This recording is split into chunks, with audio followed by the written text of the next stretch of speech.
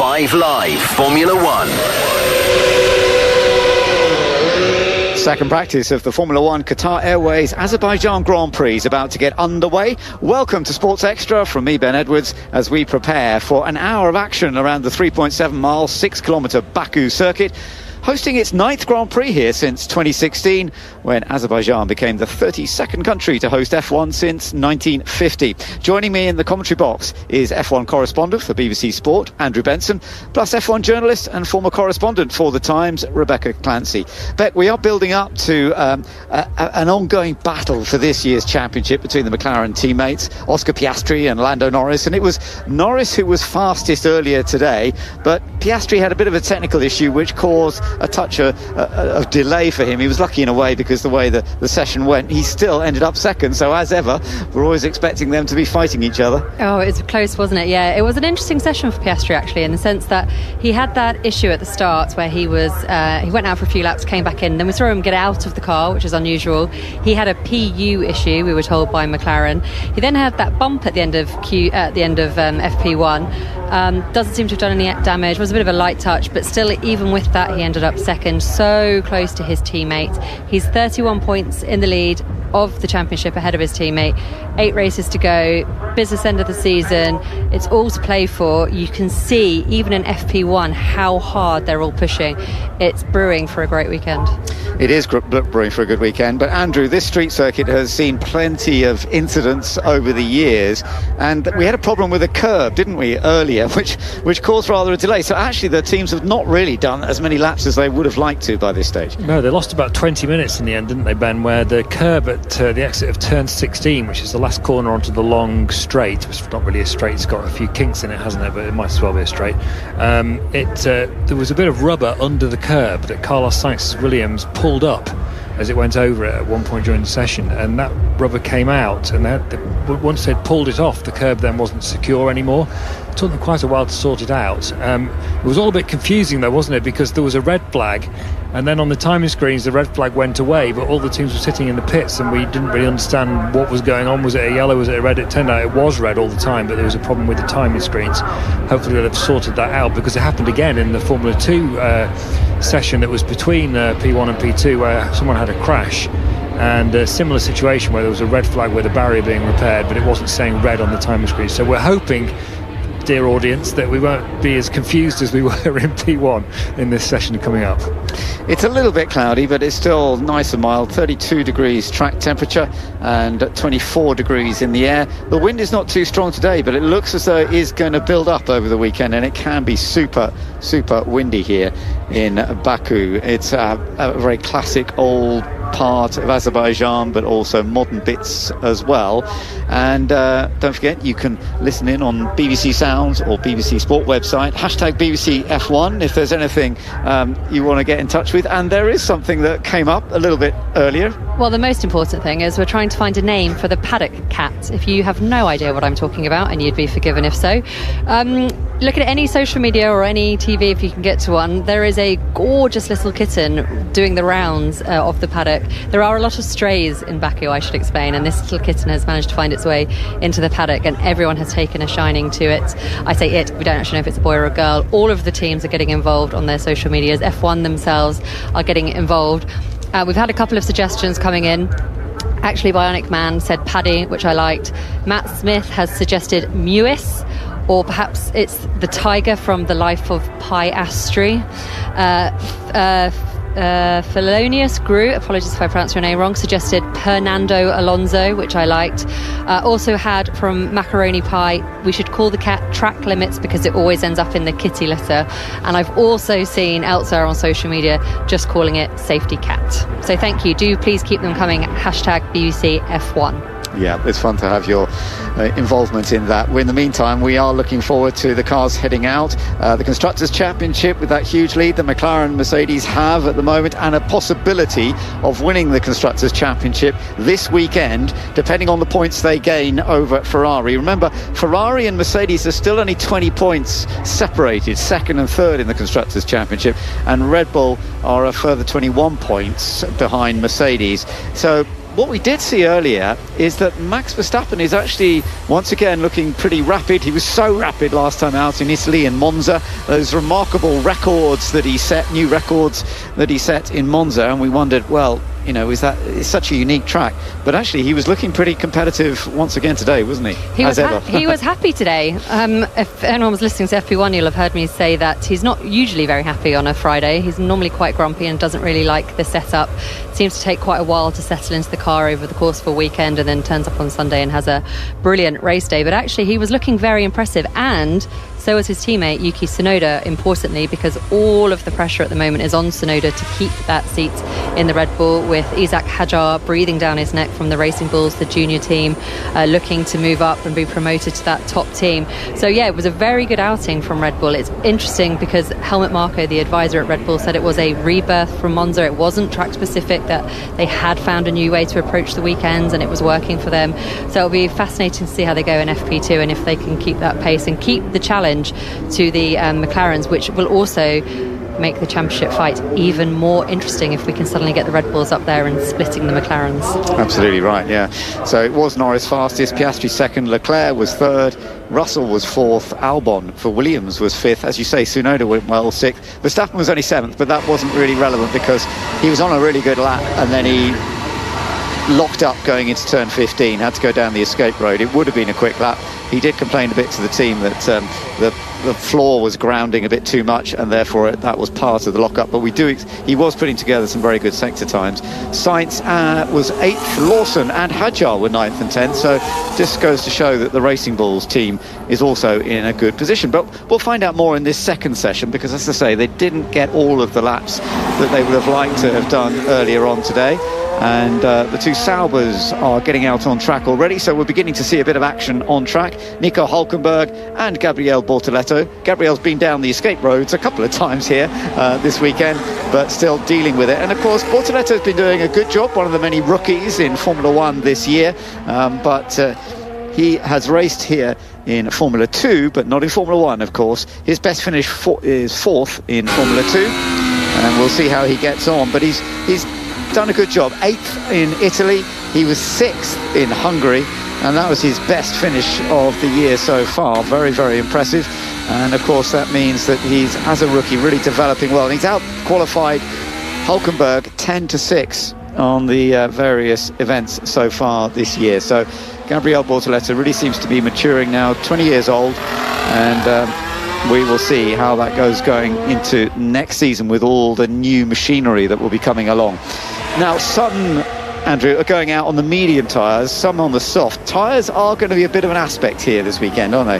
Yes, because Pirelli have brought the very softest section of their range to this race. So that's the C6, the very softest compound is the soft tyre. Then the C5 and the C4 for the medium and the hard. And that means that the teams almost certainly won't want to use the C6, the soft, in the race at all. I mean, that's usually the case, but it's especially the case when it's as soft as this, which is why I think we saw everyone running 2 sets of soft tyre in the first practice session. And I see we've got Kimi Antonelli in the Mercedes. He's going out on the soft tyre again at the start of this session, which is very unusual. Not just him, more than half of the cars have gone out so far. We haven't got everyone out so far, but 14 cars. More than half of the 14 cars have gone out, all on the soft tyre. And that just goes to show how much they were trying to save the mediums and the hards for the race. And that's because the allocation for the weekend, all the teams get the same. It's 8 sets of the soft tyre, 3 mediums and 2 hard. So you want to, it's really important to have enough tyres left for the race eventuality. There might be safety cars in Baku. It's quite common because there's walls to crash into and what have you. And if you've got a safety car, we all know that you want a fresh set of tyres for the safety car restart, because otherwise, if you've got old tyres, you're very vulnerable. Yeah, George Russell's done a really good job with the medium compound tyre when they've had the C6. And in Canada, he took pole position using the C5 tyre, so the medium tyre. And I think Nobody quite knows yet, because of course it's the first time they've come back to Baku. They've got to get a feel for which tyre works well, but there could be again an opportunity that you need to be on the medium in qualifying, not the soft. Yes, it happened in Imola with the Aston Martins, didn't it? They had a really strong, it actually was a combination of things, because they'd put a big upgrade on the car that weekend, Aston Martin. It was also a track that suited their car more than Baku probably is going to. But they committed to the medium tyre for qualifying early on, and they ended up, both Alonso and Stroll ended up qualifying really well at Imola as a result of that. It's to do with the fact, because the soft is so soft, it can be difficult to make it run effectively for an entire lap. You get overheating, so you might be able to, so you have to manage your pace on a qualifying lap. Sometimes you have to do that with Pirellis anyway, but with the softer the tyre is, the more likely that is, and that's what was happening in Imola. There's lots of fast corners in Imola, even though it's not an abrasive surface. So Aston Martin worked out very quickly that the medium was going to be quicker over a qualifying lap than the soft. You wouldn't expect that to be so much the case in Baku, because it's short duration corners, 90 degrees, as well as a non-abrasive track surface, because it's a street circuit. But you never quite know, and some of the drivers aren't as confident when the compound's moving around through the corner, which the soft tyre does more than the medium, and confidence is everything on a track like this. Absolutely. Well, I tell you what, Piastri's doing a good lap at the moment. We'll just keep an eye. You were listening a moment ago on board with Oscar Piastri. He's about to come down the main straight. Well, he's going down the main straight across the start-finish line in a moment. 1:44.2 is the time to beat the early stages of this so far. Nico Hülkenberg initially setting a pace, but yeah, straight away Piastri goes quicker. A 1:43.307. No real surprise. It was a 42.7 that Norris did earlier on today, but immediately we can see that's going well. Lance Stroll had a Ferrari just up ahead of him when he was coming out onto the circuit. Yeah, Lewis Hamilton was ahead of him, and I don't know quite why he was even thinking of trying to go over the white line there, but in the end he did follow the Ferrari out onto the track. Liam Lawson had a lock up into turn 15 a moment ago. This was the corner that Max Verstappen locked up earlier, and interestingly it's the right front lock up for him. It was a left front lock up for Max Verstappen earlier, but the escape road gives them the space to slow right down, come to a stop, turn around and get going once again. Now Lewis Hamilton earlier did some damage, didn't he, to his front wing. It wasn't a major thing, but he did. Oh, he's just locked up. He's gone down another escape road. Well, Hamilton's been having problems under braking all year, hasn't he? The way the Ferrari reacts under braking, they use the engine braking a lot, which Mercedes don't use, and Hamilton's been taking a lot of time to get used to it. And what we've seen there was he locking up into the corner before the castle section, the 90 degree right before the tight sort of left right. I can't remember what numbers they are. Turn 7, that one, yeah. But yeah, what Hamilton did this morning was, or rather in the first session, was he clipped the inside apex wall at turn 3. It's a very unusual thing for racing drivers to do. They don't like to hit the inside wall. It's a sign of a misjudgment rather than a sort of a different kind of losing control error, which is what you get on the exit of the corner. So very uncharacteristic of a driver like Hamilton, but I think it speaks to how uncomfortable he still is in the Ferrari. I'll tell you what's really a bit interesting is Albon has jumped up to third on a set of hard compound tyres. Those on the mediums at the moment, like Hülkenberg and Bortoleto, they've done a good job. They're 5th and 6th. The Sainz has now just gone third on the medium, but I'm a bit surprised that Albon is only 0.2 of a second off Verstappen, who's now gone fastest on the soft. Quite often, especially early in these second practice sessions, we see teams running quite different fuel loads. So although Sainz and Albon are on the medium and the hard tyres, so you'd expect them to be slower than the drivers around them on the softs. The order is Verstappen, Piastri, Sainz, Albon, Tsunoda at the moment. Quite often the fuel load can counterbalance the gain in the tyre compound, and it is, as Beck was saying earlier, it's best a lot of the time not to pay too much attention to the order on Fridays. We do get a sense with the qualifying simulation runs and the race simulation runs later in the session, but right now it's very dependent on lots of different things, what engine mode they're in, which is always relevant of course, and then the fuel load, as I say, is particularly the case. And Williams, you often find, run a slightly lower fuel load than some other teams in this session. Beck, we're watching George Russell at the moment. He was felt a bit uncomfortable yesterday and avoided doing media stuff, but he's actually doing a good job today. He is putting together a lap right now, which is going to be somewhere near the top. Verstappen currently fastest. George has had a couple of podiums here actually, including last year. He was a little bit fortunate because there was an incident on the last lap between Perez and Sainz, but nonetheless he was in the right place at the right time, and George has just gone fastest, so it looks as though it's working quite well for him at the moment. He seems to be getting a lot more out of that Mercedes than his teammate Antonelli. Just to say very quickly, we don't get to speak to the drivers on a Friday, which is very annoying, and obviously we didn't get to speak to George Russell yesterday because he was off sick.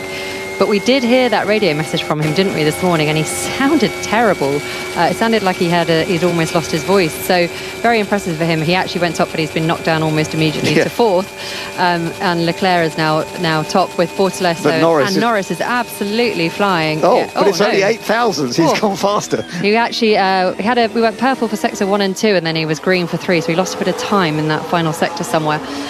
But yes, back to Russell. He's been really impressive all season, hasn't he? He's been. Yeah. There was a lot of chatter, wasn't there, before the summer break when Silly Swing was in full swing about Mercedes tapping up Max Verstappen and that perhaps Verstappen would replace George Russell. And I remember looking on with the rumours and thinking, why would they replace the driver who's bringing in the massive haul of points at the moment? And Antonelli's really struggling, and maybe they could do what they did with watching an Ollie Behrman replay. Yeah, I think he has a lock up and goes straight on. Yeah, and that's in a very tricky place. That is turn 8 up into where you climb up the hill through the very historic part of the Baku circuit, and it is one of the tightest corners. You've got to make a decision very late just to straighten up and go down the tiny escape road. It's only a very short escape road, but he did it well. Actually, he dealt with it well. And we saw a slightly odd picture there. He was parked when we first saw that incident. He was actually parked in the middle of the track, just off the racing line, but not in the escape road. And we didn't see the replay, but what he obviously had to do, because that escape road's so narrow, Ben, as you say, they can't spin turn in it like they can at the end in the escape road for turn 15 or the escape road for turn 2, for example. So they have to actually reverse out, which is obviously quite dangerous when you've got cars coming towards you and you're coming backwards at them. So tricky situation for Oliver Behrman there. By the way, it's worth mentioning that he's on a bit of a knife edge in terms of licence penalty points. He's got 10, and the maximum you can get is 12. If you get 12, you get an automatic race ban, and his first points don't come off until November sometime. So he's really got to be careful over the next few races. 4 races. Yeah, 4. Thank you, Beck.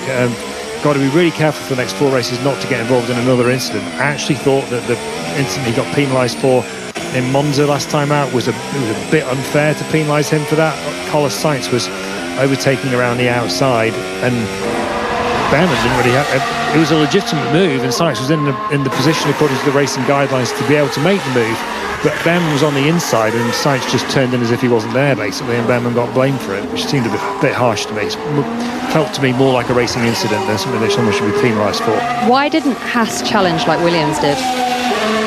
Good question, Beck, because Sainz, what Beck's referring to there is the incident between Sainz and Liam Lawson at Zandvoort, where Lawson was on the inside, Sainz was overtaking around the outside, and he wasn't in a legitimate place to pass according to the racing guidelines. And actually what happened was that Lawson hit Sainz because he had an oversteer moment, but Sainz got the penalty, and everyone watched it at the time and thought, what on earth are the stewards doing there? So I think there would have been a case for Haas to make that request for a right of review, but generally right of reviews don't come off, so teams are very reluctant to do it, and you've got to have new evidence, and maybe they felt there wasn't enough new evidence to present. I think some of the rules are a bit ridiculous because it's basically saying a lot of the time, we from the FIA, we can't have made a mistake on the evidence that we've seen already. So for us to consider that we might have made a mistake, you have to show us that there was something we didn't consider. And there was a situation, an absurd situation recently. I can't remember what the incident was exactly, but McLaren launched a right of review questioning a steward's decision, and their evidence was your decision was wrong. And the steward said, well, you can't use our decision as evidence. And we're like, well, that's what we're questioning. It's like Monty Python. We're just listening to Charles Leclerc at the moment, who's putting together a very good lap, although, funnily enough, he just did the fastest first sector, but Lewis Hamilton, his teammates, just got even quicker in the first sector. So both Ferraris are putting together an impressive lap. Interestingly, Hamilton's on the medium tyre, Leclerc's on the soft. So let's just see what the difference is, if there is going to be one. Can Leclerc go quickest? He's second at the moment, yes. He goes by 0.4 of a second faster than Lando Norris. But now we're going to be watching Hamilton, who is potentially going to go even quicker on the medium tyres. This is fascinating because, as we say, we didn't think there's going to be much difference between these two tyres, the soft and the medium, and for some teams they might actually get more out of the medium compound tyre, which they have fewer of over the weekend, so they'd have to look after them very carefully to make sure they've still got some left for qualifying and for race. But let's just see what Hamilton does. He actually goes second, so he was very quick through the first two sectors, but lost out a little bit to his teammate Leclerc in the final sector there. So it's now Ferrari 1-2. That's quite impressive. That is impressive, but you also have to wonder if, because they lost that 20 minutes or so in FP1, they're having to split the strategies of Leclerc and Hamilton, and they're putting them out on the different tyres, because what they're doing within these practice sessions is trying to get as much data as they possibly can for that very reason of which tyre is faster, what should they be using for qualifying. So it's a good strategy here from Ferrari. We're just listening in on a replay of Charles Leclerc. Oh my goodness, he was right out to the barrier on the exit of one of the left-handers, and did he touch? Oh, yes, he did. He did touch, but it didn't really make heavy contact, so he got away with that. It is an aspect here at Baku. You will always see drivers going right out to the edge. Listen to Bortoleto. F1, he's cruising in the racing line. It's just a car that was going a little bit slow in front of him. That's always an aspect here too, because there are some quite narrow areas and you want cars out of the way, but there's only so much you can do. We're riding on board now with Pierre Gasly, and they struggled earlier on in terms of pace. They are still 18th and 20th at the moment, Colapinto and Gasly for Alpine. It's a funny team how sometimes they appear in qualifying, particularly Gasly's done a few good jobs this year, but some tracks we go to, they have no pace whatsoever, do they? They've not been consistent, have they? Until, well, unfortunately, the only consistency has been that we've seen them at the back of the grid a lot of the time, sadly. And the back of the Constructors' Championship and back at the Constructors, yes, they're the drivers who have got no points. Well, Jack Doohan obviously has no points, and Colapinto has no points, and they're not in a good place, it feels like, at the moment. Well, one of the deficits that they have is in the engine. It's sort of widely regarded that the Renault engine in the Alpine is a couple, 2 or 3 tenths off everything else, and when the cars are as close as they are, sometimes you see the field covered by just a second from top to bottom in the first part of qualifying. Then that 2 or 3 tenths on engine can make a big difference. In fact, I can't remember which driver it was yesterday in the media sessions, but one of them was saying that they expected Alpine to be quite good next year because they're switching to a Mercedes engine, they're becoming a customer team, because the Renault F1 engine program controversially was shut down last year. They won't be making any F1 engines at Viry-Châtillon for the foreseeable future. This driver was saying they thought Alpine might have a competitive lift from switching to the Mercedes engine next year. Of course, that's assuming that the Mercedes engine is the best engine again from 2026 onwards, because the rules are changing, which we don't need to get into now, but the engines will be quite different next year. Just seeing a replay of Albon going over the curb. My goodness, that was a big sideways moment, but he dealt with it actually very well and sorted it out, so that's okay. Leclerc fastest from Hamilton. Norris was going on a quicker lap just now, but he's come back into the pit, so there's very little between them. By the way, if you're listening to us on Sports Extra, there is a delay in the cricket, no play in the T20 Ireland versus England in Dublin, and there is a delay. It won't be starting before 2 p.m. We'll be keeping an eye on that, but that is why there's no cricket on right now. So Fernando Alonso on track at the moment, and we're just keeping an eye on the Aston Martin, because they have always had a decent result here at Baku, but their performance in a practice earlier on today wasn't looking quite so strong. Alonso was only 15th fastest, Stroll was 17th, and yet They've had top 6 finishes here in Baku over the years. So let's just see what Alonso can do on this lap. He's heading down the long straight. Hamilton, by the way, has just set another fastest first sector, and he's got a good toe this time, Alonso, and this can make a difference, although it only puts him 15th. He had a good toe from another car coming down the straight, and that can... We've seen that here in qualifying. If you can get a toe down this 2.1 kilometre straight, it really can help, whether you can do it with a teammate or just somebody happens to be in the right place.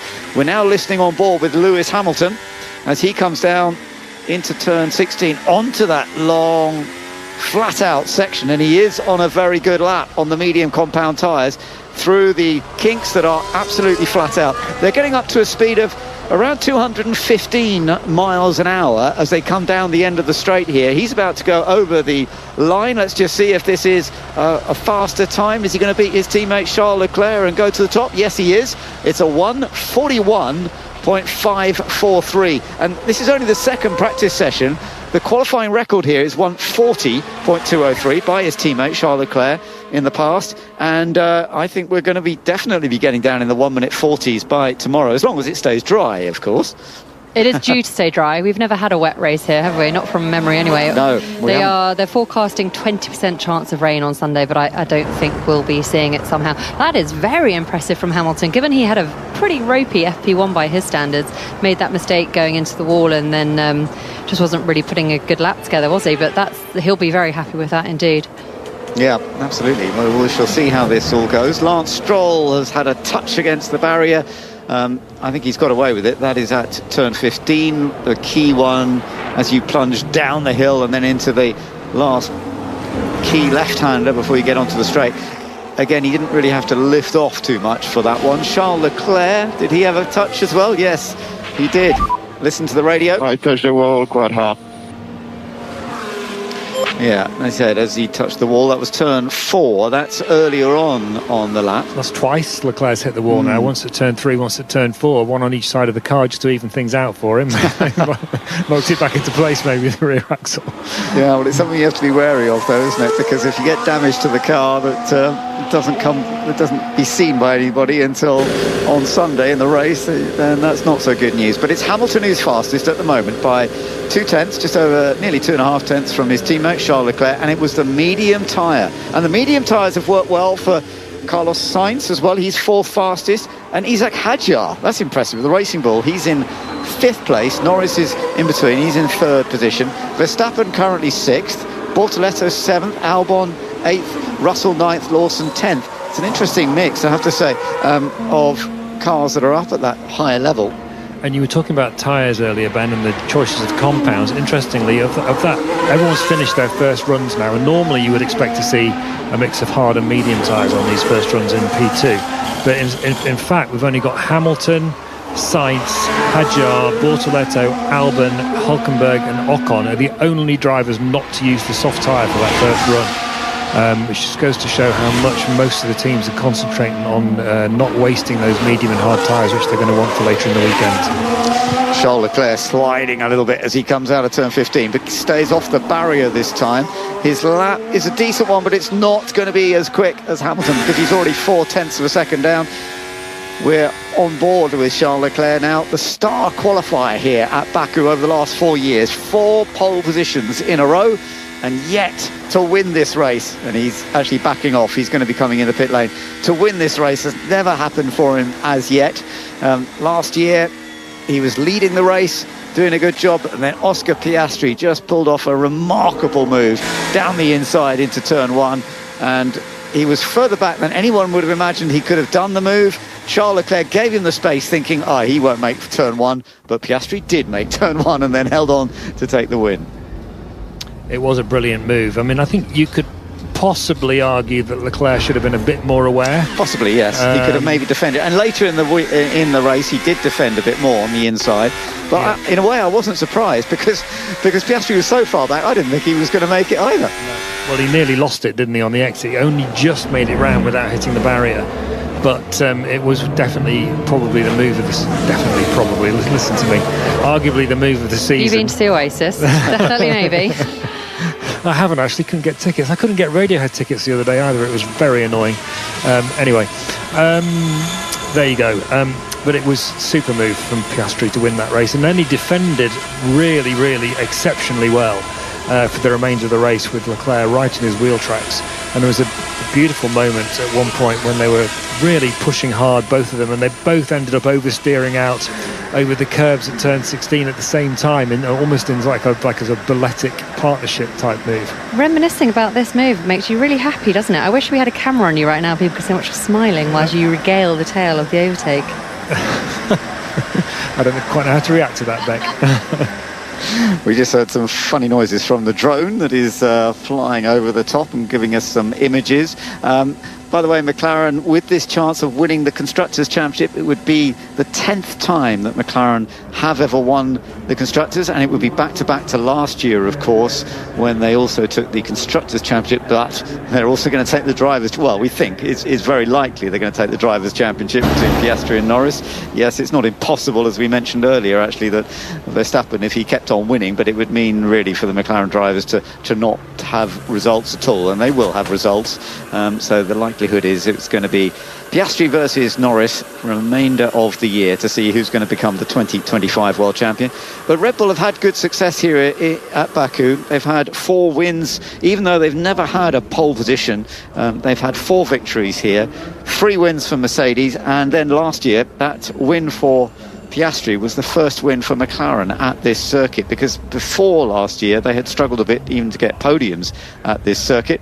A lot of Ferrari fans, understandably, here at Baku this weekend. A lot of Ferrari flags up on with the fans watching, and it's rather lovely to see. But how this all turns out, we shall find out. Low speed corners, it looks like Hamilton on those medium tyres, interestingly, has been fastest looking at the data. Quicker than Sainz, also on the medium tyre. So those medium compound tyres are working well.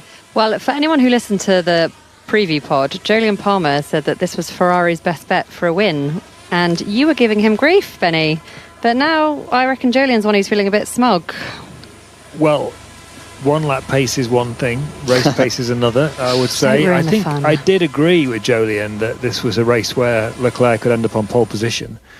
Also, I think a good chance for them is Singapore, and I think that the argument I was making in the pod was that it's all very well qualifying at the front, but you've got to be able to hold on there, and generally their race pace has not been strong this year. And of course there's the issue with bottoming, which often means that they've got to raise the car later in the race to stop the plank wearing out. They do that have done it a couple of races this year by increasing the tyre pressures and lifting off early on the straights so they don't go above a certain speed.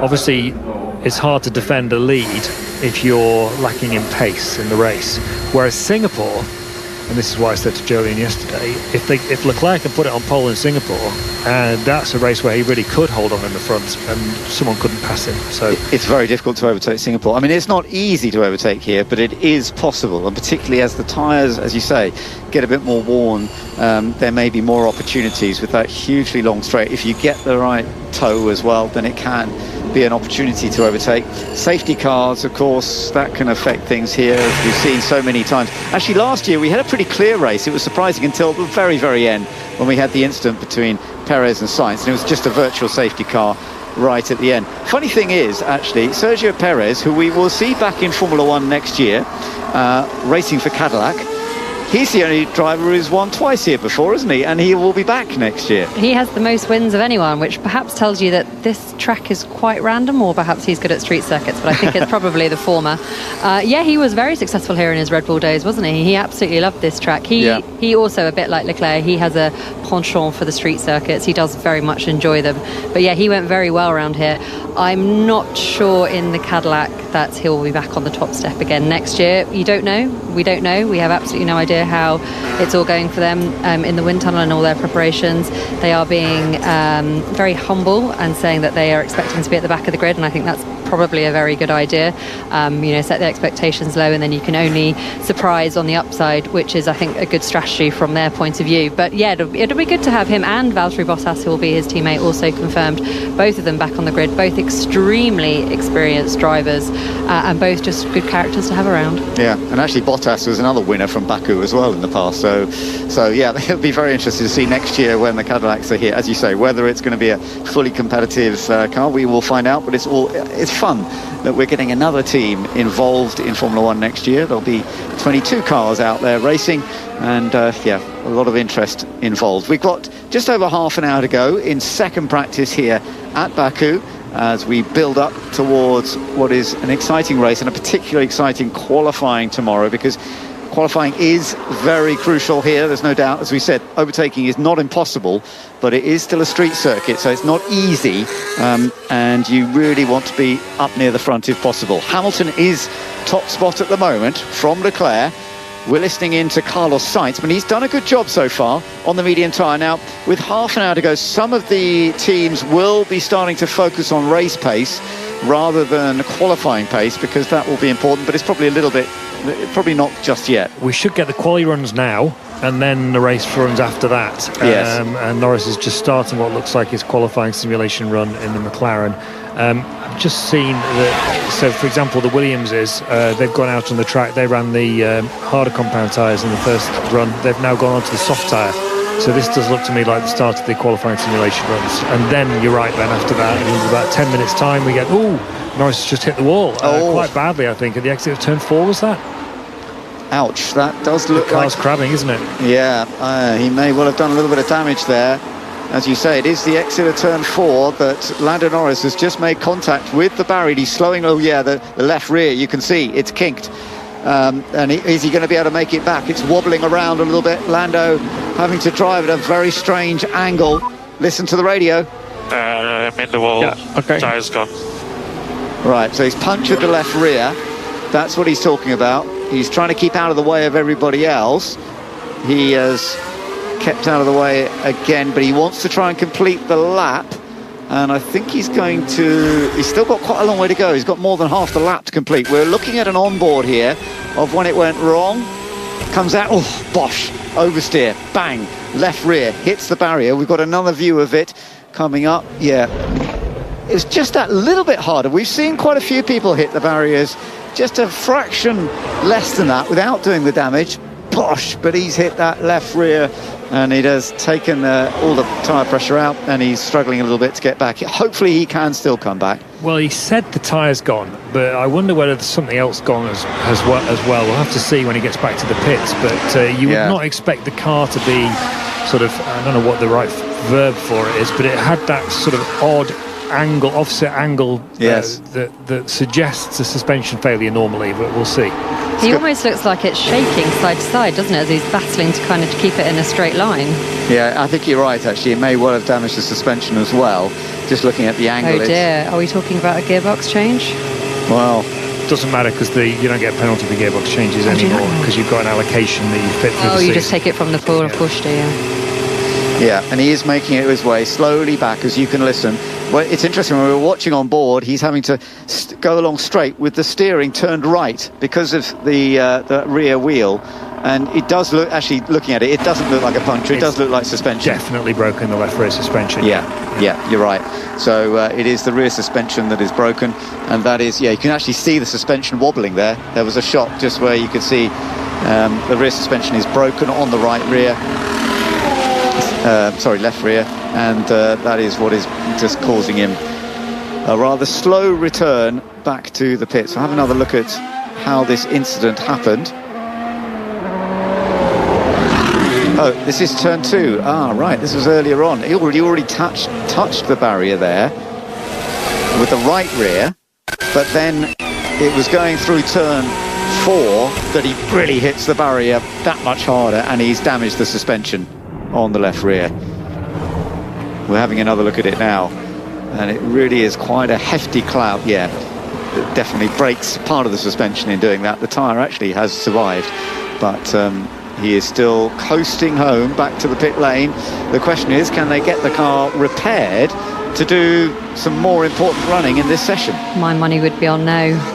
I think that's his session over, isn't it? And he'll be missing out on the long runs. That's a lot of data they're going to be missing out on. That is a blow for him. That is a bit of a blow, yeah, you're right. We've got 26 and a half minutes to go in this session, so whether they can get him back out, but he could lose out on some very useful race pace that needs to be done later on in this session. So it's not ideal for Lando Norris, despite his great pace that he's been showing this weekend, setting the fastest time in FP1. He's currently 6th fastest in this session, and he just put the new tyres on. He was going for a rapid time, but unfortunately that has not come together. He's now made it into the pits. You're hearing the car come into the McLaren pits, well, just outside the pits. They're going to have a good close look at it now. They'll push it back in and then decide, see what they can get done, whether they can get him back out again. I presume they retire Piastri now, do they, just to keep it fair? Well, let's see. I think Oscar will be happy to carry on doing all the laps he can in this second practice session, and he is out there at the moment. First sector, no quicker at this stage. At the moment, it's still Hamilton who has set the pace, with Leclerc second, Verstappen third. So we've had times from Verstappen and Liam Lawson, Red Bull and Racing Bulls. Verstappen running the soft tyre for his quali simulation run. Liam Lawson, interestingly, on the medium.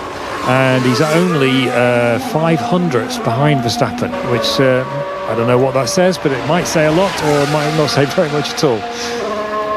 Okay, well, let's see how this goes. We're watching Leclerc go well too, because he's just set fastest. Oh, there was another touch against the barrier there. Piastri having a touch against the barrier on the exit of turn 15. I think he's got away with it. Now we're listening on board with Charles Leclerc, who is putting together a very rapid lap with a set of soft tyres. Very good first sector. His teammate Lewis Hamilton currently fastest in this. Now he's coming into that crucial turn 15. Oh, that was just about perfect, wasn't it? You're looking a bit... Oh my goodness, you almost can't watch, can you? I know, because they're so close to the barrier coming out, but he made it. And he is such a talent here, Leclerc. He's done it many, many times. His middle sector is not the best, but it is a personal best. Let's just see. So he's trying to beat 141.5 that has been set by his teammate Lewis Hamilton. He's still got quite a long run down to the start-finish line before we know exactly what time. He's not getting much of a toe, but he has gone quickest. 141.367. So Leclerc, no surprise, goes top. And he had quite a note with his Piastri's radio. Yeah, touched the wall. Yeah. Can you lift back? Yeah, I don't know if I have any damage. Drive slow. We're seeing Piastri's tyre there, aren't we, Ben? Has definitely got paint marks on it, but just on that Leclerc lap, he had quite an oversteer moment coming out of turn 16, which is the last corner onto the long straight, so he will have lost quite a lot of time, I think, probably on exit speed over that really, really long way up the straight. We're looking at that's an onboard of Piastri clipping the barrier on the exit of turn 15. It was, he actually clipped with both sides, didn't he? Front and rear. It was just the full width of the car coming out a little bit too wide. Franco Colapinto's just clipped it too with his rear. But again, I don't think he's actually damaged it. That the barrier there has sections to it. It's not a sort of hard, fully rigid barrier. So if you hit it, there is a bit of movement that you can get away with up to a point, but if you hit it really hard, you will damage the car. On board currently with Fernando Alonso, and Alonso trying to gain some time, but he's down in 19th place at the moment. He's done a personal best in the first sector. Lance Stroll currently 17th. I'm not sure the Aston Martin's really showing any pace here yet. We'll find out on this run, I think, because he's on the set of softs. He's just gone through turn 15 safely. He is 1.4 seconds down at the moment, though, on the outright pace.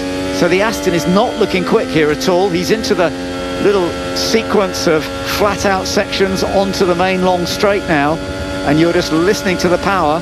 He's over 200 miles an hour already, building it up to 210, a little bit more as he comes across the line. But he's still only 16th fastest on a lap where he's really put it together. That is a little disappointing, isn't it, for them? Yeah, they aren't having... Well, it's interesting with Aston Martin at the moment, because that battle that they're in the constructors with the Racing Bulls, there's only 1 point in it. And so neither are having... Well, we've actually seen Racing Bulls having a great day today, but Aston Martin don't ever seem to be able to kind of linker the weekends up. Again, as we were talking about with Alpine, there's not loads of consistency. They have good race weekends and they have bad race weekends, but this is a track for Lance Stroll in particular, where he's had great success, his first ever podium back in 2017, but also you might remember the massive tyre blowout he had and that huge crash, and it turned out it was, well, Pirelli were blaming tyre pressures and what the teams were doing. I think it was Verstappen also crashed in a similar way that race that year. My brain has gone 19, maybe it was. So yeah, for Aston Martin, for Lance Stroll in particular, this is a mixed feelings coming to this track, I imagine. So Hamilton he's done a very similar lap to what he'd already done, but actually I think he got a little held up on the second sector with some traffic around, and then the final sector he got a good toe, so he set a really good or a good last sector, and it's ended up with him and Leclerc first and second at the moment. Leclerc 141.367, Hamilton 141.543. Russell is currently third, and Ollie Behrman on the medium compound tyre is currently fourth. Now there's a bit of a surprise that the Haas has gone that quick. I mean, as we were saying, sometimes teams will use a bit more fuel in their cars on a Friday in practice, but even so, I think that's actually a very, very good, impressive performance so far from Oliver Behrman to be fourth fastest in the Haas. He did his first ever event with Haas here last year and actually finished in 10th place, and he was a point scorer in his first ever 2 Grand Prix. He'd been with Ferrari early in the year, standing in for Carlos Sainz, and then for Kevin Magnussen he got stood in here at this race and scored that 10th place finish. So he's got some confidence. He won both Formula 2 races here at Baku in 2023, something that hasn't been done before. So to win from 9th on the grid, on the reverse grid in Formula 2 is very impressive. But Ollie Behrman currently 4th fastest. That is good. We have seen that Piastri is being investigated for an incident, yellow flag incident. We'll have to see if that comes to anything.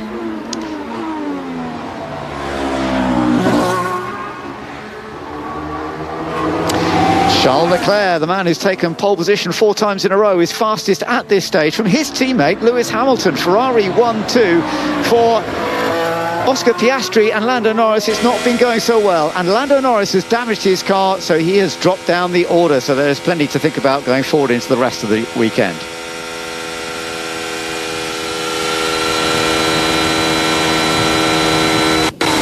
Charles Leclerc still dominating this session at the moment, 0.176, as I say, over Hamilton. But let's just wait and see. Esteban Ocon also doing a good job for the Haas team. He's currently 7th fastest. Max Verstappen not showing quite the pace we saw earlier on today, but I'm not counting him out by any means, because he was showing very, very good pace earlier, and just making sure you get the clear laps in is always difficult to know quite when you get that opportunity. Down at the bottom end, it's very much the 2 Alpines, Colapinto 19th, Gasly in 20th. The Aston Martins are not there. Piastri, actually, he's a long way down at the moment. He's down in 17th place. I know he made a little bit of contact with the barrier. So Piastri hasn't been able to get a time in on his sort of lowish fuel run on the soft tyres. I don't know what's been going on with him. He had that incident hitting the wall at turn 15. He came into the pits, went out again without having changed those tyres, and he's just not. The laps just aren't coming at the moment. I can see he's doing a lap at the moment. There's a few little green mini sectors. Green means his fastest of all. Mini sectors when the timing screens for us here are split into, I don't know how many there are, Beck, 20 odd little blocks, and each block is a timing sector on the lap.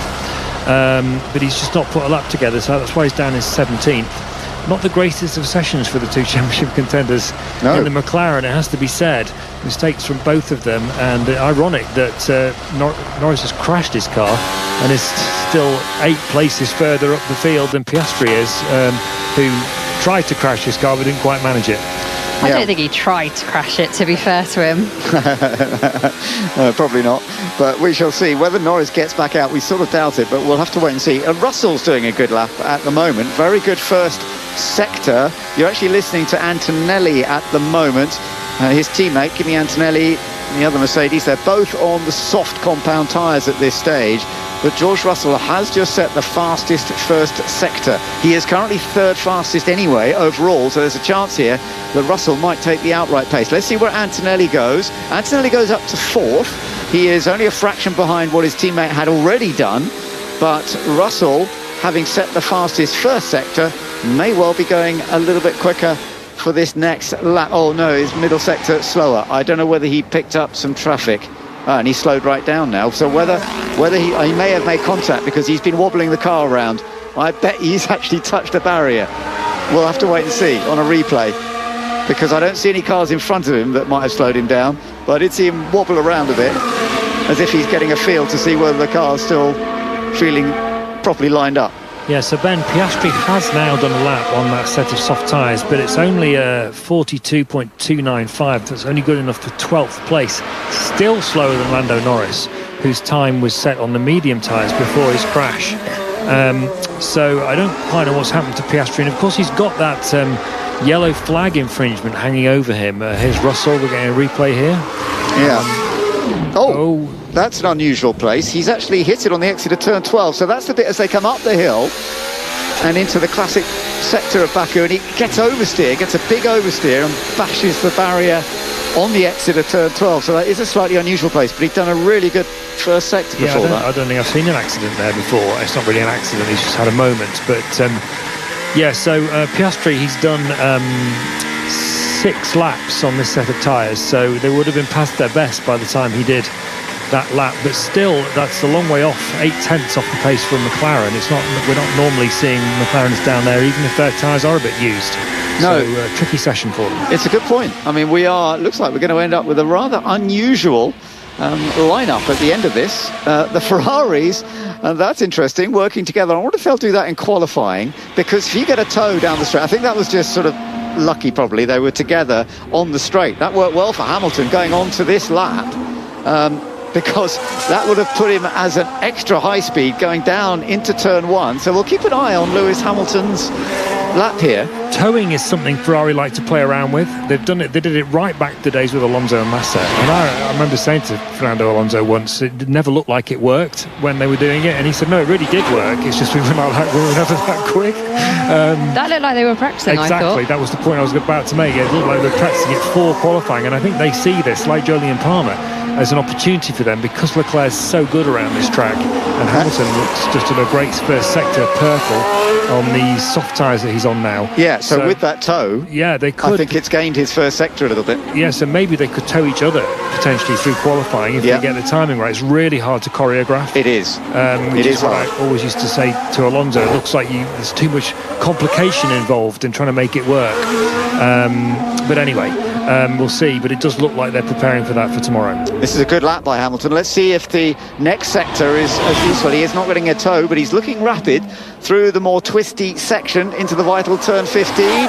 Perfect. Didn't hit the barrier, but right out to the edge. Now into turn 16, which will lead on to the flat out straight. He's done a personal best, and he's looking as though he's still on potential to go ahead of Charles Leclerc. 1:41.367 is the time to beat. You're listening on board with Lewis Hamilton right now, who's been going through an up and down season. There's no doubt about it. It's been a challenging season for him, going to Ferrari, trying to get the car to feel as comfortable as he would like. As he goes over the line, he's gone fastest. 0.074 ahead of his teammate. Tiny margin. We've still got a Ferrari 1-2, but it's Lewis Hamilton ahead of Charles Leclerc. And yellow in that third sector as well, so it wasn't even a personal best for him. So that slingshot, that toe that he got off his teammate running him down to the first corner, that's where he really picked up all the speed. That was where he went purple, the fastest of any driver. Personal best in the second sector. I mean, that is just a brilliant lap. That turn 15, that we're all holding our breath every time anyone ever goes through it. He absolutely nailed that to perfection, so he'll be very happy with that lap.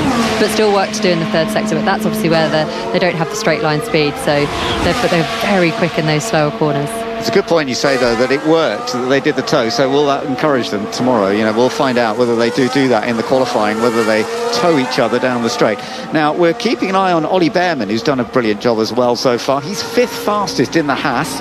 The 20-year-old from Chelmsford, who is in his first full season. But as I mentioned, he raced here last year in Baku and did that great job to finish in 10th, being at a track which has been so good for him in Formula 2 in the past, and Just bear in mind, he scored his best finish of 6th just a couple of races ago at Zandvoort. Last time out in Italy, no points scored. He finished down in 12th place there, battling away with his teammate in qualifying. He's very close. Esteban Ocon has the slight advantage. Had a very good lap. Some good findings there. Yeah, definitely getting there. Yeah, that's nice to hear. Some radio from Hamilton to his engineer, and that's much more positive than we tend to hear normally. Oh, well, interesting. Some good findings there. They're talking about the toe, I suspect, so that was very good. On the Behrman point, the timing is... He is facing a race ban. He's on 10 points. Yes. If he gets to 12...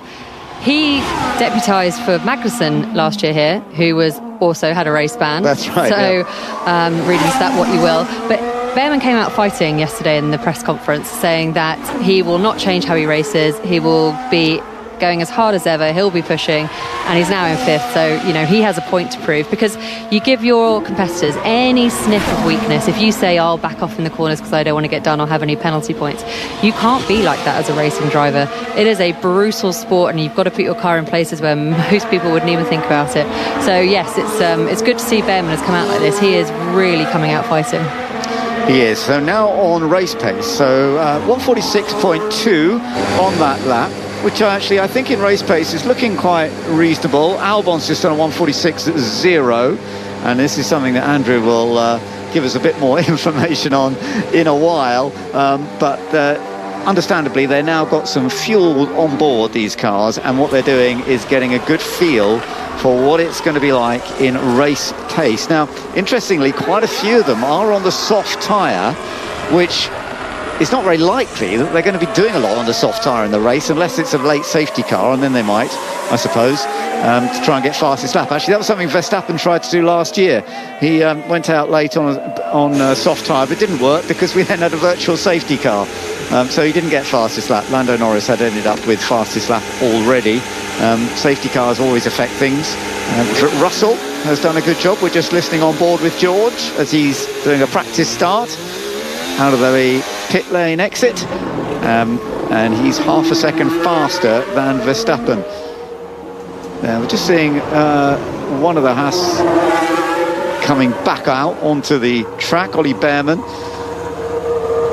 Yeah, he hasn't done any damage, but he did go down the escape road at turn 8, which we saw earlier on as well. So that's the one place that he seems to be struggling a little bit, but it's all gone clear again now. So Max Verstappen, he'll be on to race pace now, and he's on the soft tyre. So yes, as I sort of wondered, I think a lot of teams are keeping their other tyres for tomorrow and Sunday, whereas normally you would see them on the race tyre a bit more in this session. So as they go on to their long runs, shall we go back to the chatter of the cat? Yes, indeed. I know it's Benny's so explain favourite. what it's about. I'll explain what it's about. So there was a beautiful little kitten who arrived in the paddock without a pass, seems to have snuck its way in.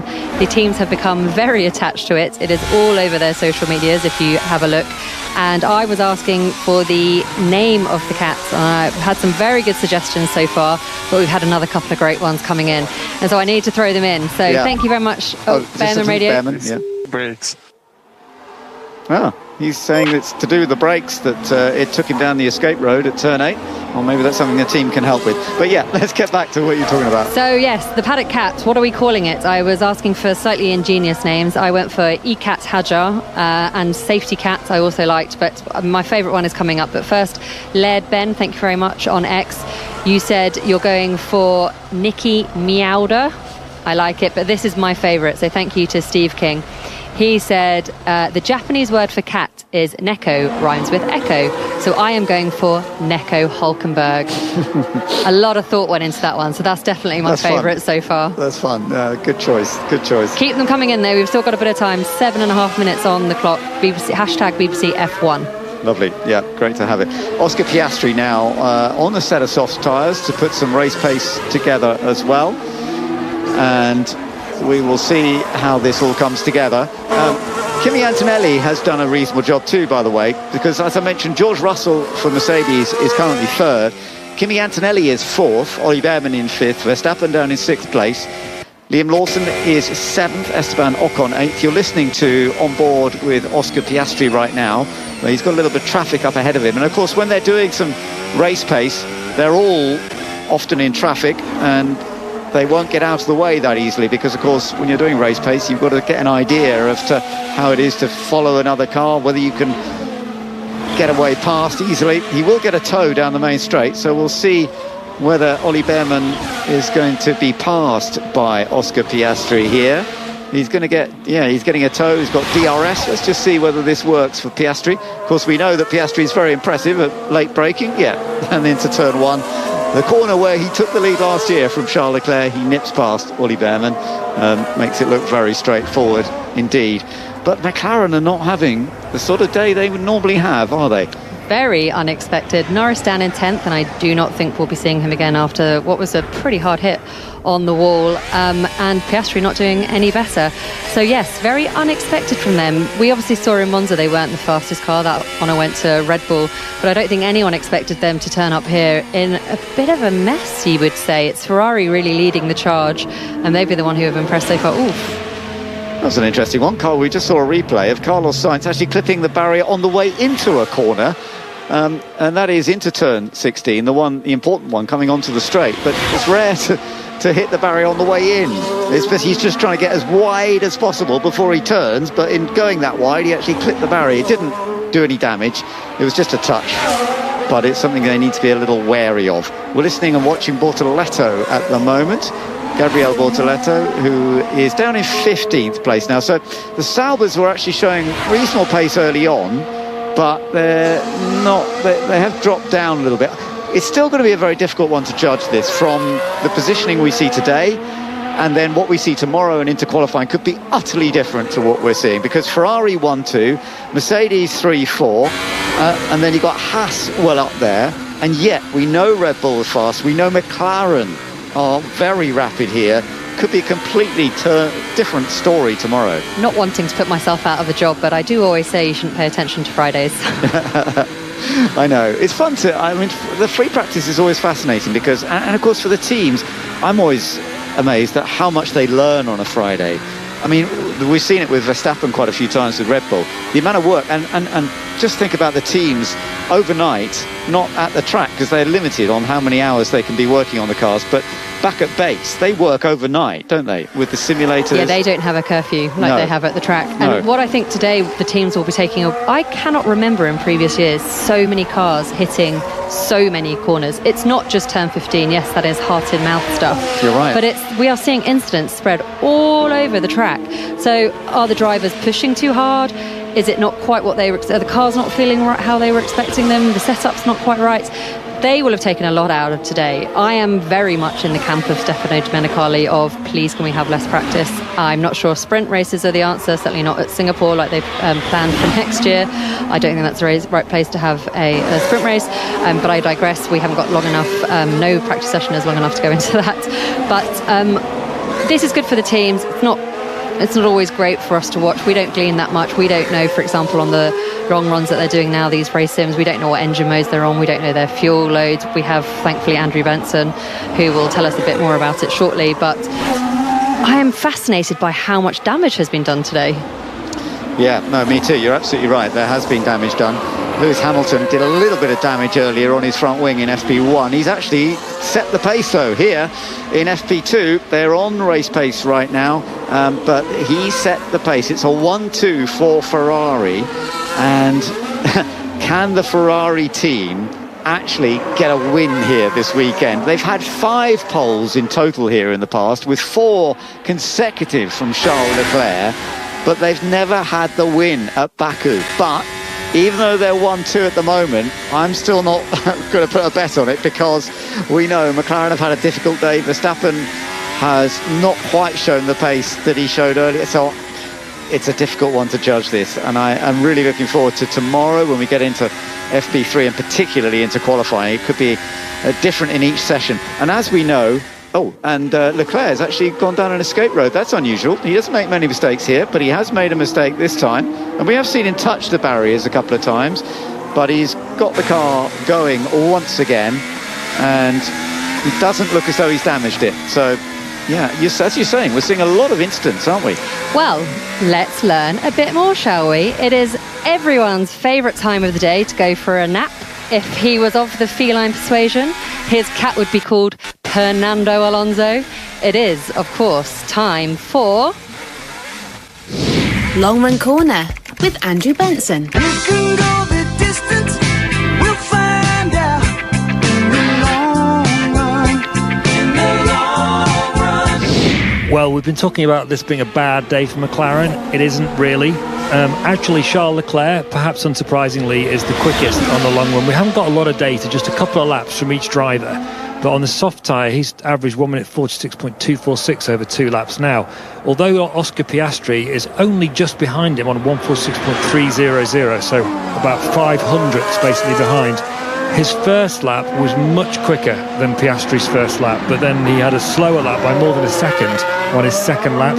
So that suggests to me that McLaren is the quicker car on the race pace. The Red Bull is not in the same game. It's about 4/10 off, with Verstappen on the same soft tyre as Leclerc, and George Russell in the Mercedes another couple of tenths further back from that. So I would say, on the slightest of evidence, assuming that pace can be maintained, you wouldn't expect a 1 second offset from one lap to another. So I think on the basis that Piastri's got the fastest lap on the race simulation at the start there, McLaren are in pole position, if you like, for the rest of the weekend, but Ferrari very much in the game, it would look like. That's really interesting. Thank you, Andrew. That's so interesting to hear that, because the race pace is such an important part of all of this. And if we end up with a battle between Ferrari and McLaren, both qualifying and race, this could be a really interesting weekend. It could be absolutely amazing. I was just going to say I'm very disappointed you didn't bite, Benny. I'm so overbiting your taunting, Beck. Also, I don't want to give you the satisfaction. Oh yes, you do. But to your point about McLaren and Ferrari, by the way, thank you to Lauren who called it Ferrari. I like it. Keep it simple. It's a good one. Yes, I think the battle is going to come on Sunday. Of course it is. But the quali pace certainly looks like it's Ferrari. Very interesting from McLaren that they are a long run, but we would expect that, wouldn't we? We would, but I think the point about the race simulation runs is that, and why we pay attention to it so much in this second practice session, is it's a more accurate barometer of their actual pace than the one lap pace that we see, because there are less variables that can apply.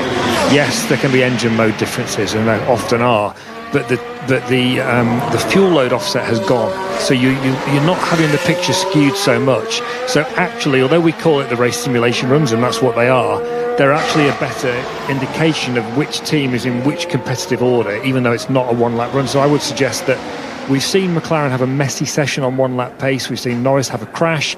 We've seen Piastri almost have a crash and then not be able to get a clean run on the soft tyre. But if he can be that quick on the start of his race run, that suggests he's also going to be quick on his qualifying run. Well, we've come to the end of FP2, just listening on board with Lewis Hamilton as he completes a lap. The checkered flag is out now. He'll be coming across the checkered flag in just a moment, and this is still very much race pace. And of course, as you say, Lando Norris has missed out on quite an important part of practice, because getting out in Q2 and getting a feel for the car with the heavier fuel for the race pace, he's missed out on that because he bashed it and he damaged the rear suspension, and as you both thought, he didn't make it back out, did he? No, that was a lot of damage. We saw his car shaking from side to side as he was trying to keep it in a straight line, so no surprise he didn't make it back out. His team are going to be working now pretty much overnight. It wasn't, well, we'll see, we haven't actually heard from McLaren yet as to what the damage is. Probably don't need to brake curfew, I would suggest, but a very bad day for Norris. He will be very disappointed with that.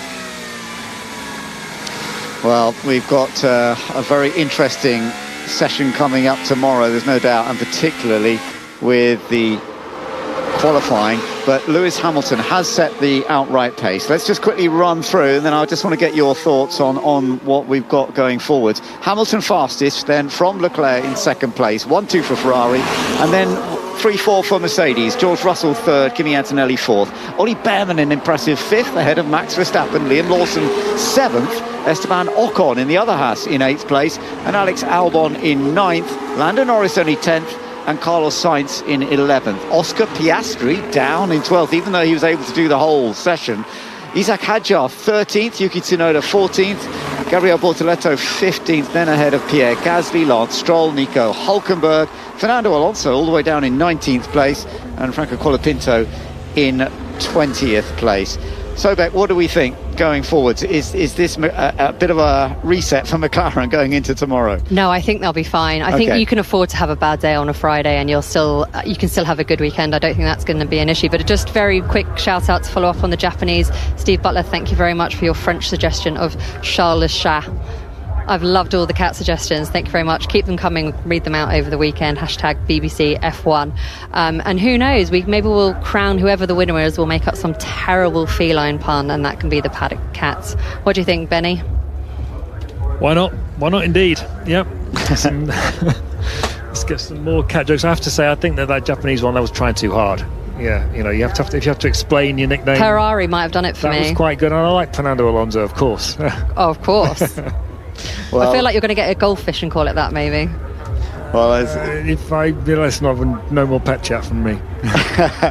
Well, it's great to have you both. Thank you so much, Beck, for joining us today. And we are looking forward to a lovely weekend in Baku. Good weather at the moment. We shall see if it stays that way throughout the course of the weekend. But it is unpredictable. Ferrari looking in great shape. McLaren, good race pace, struggling a little bit with some of the other stuff. But and the Mercedes also looking strong. But don't discount Max Verstappen. He could always be another part of it. Well, FP3 on air at 9:25 with qualifying at 1 o'clock on Saturday morning on Sports Extra, and all available on BBC Sounds and the BBC All Sport website. This has been an IMG production for BBC Radio 5 Live, but we are now going to pass over on Sports Extra to enjoy the cricket, and let's join Michael McNamee.